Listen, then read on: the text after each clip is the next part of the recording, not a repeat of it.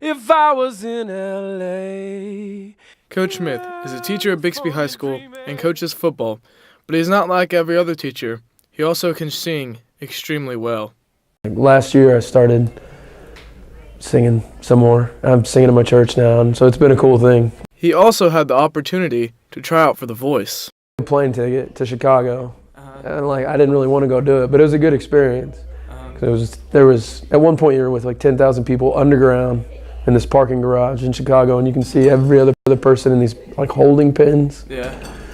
And then you get moved and moved and moved until you're in a room with like 10 people, some guy, some random producer guy, and he won't even like look at anyone. He just stares at the desk, and he's got a computer, and some of the people get to sing for like 5 or 6 seconds. Time is on my side. That's presumptuous. And then I actually got to sing my whole little tryout piece because they tell you to have something like a minute, like max. Can't remember what it is, like a minute or a minute and a half.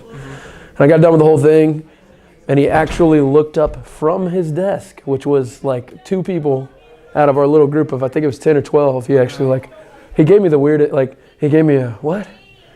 And just kind of stared at me like that for like 15 really uncomfortable seconds, and then went back to staring at his desk. Oh, the weather outside is frightful, and the sky's on. The neat thing is, he only started singing really a couple years ago. I knew when at the end of my high school days that I could sing because of that, but I didn't do anything with it. And then right when I got out of school, I sang in a band for a couple of years, and like a year and a half probably, and then didn't do anything with it for another 10 years until now, really. So. He also played professional paintball in between teaching jobs. After I taught at Broken Arrow for a while, and then I didn't teach for a full year and traveled around and played paintball. I had a team in Tyler, Texas. This family, the Grahams, are awesome people, but they paid for all of it.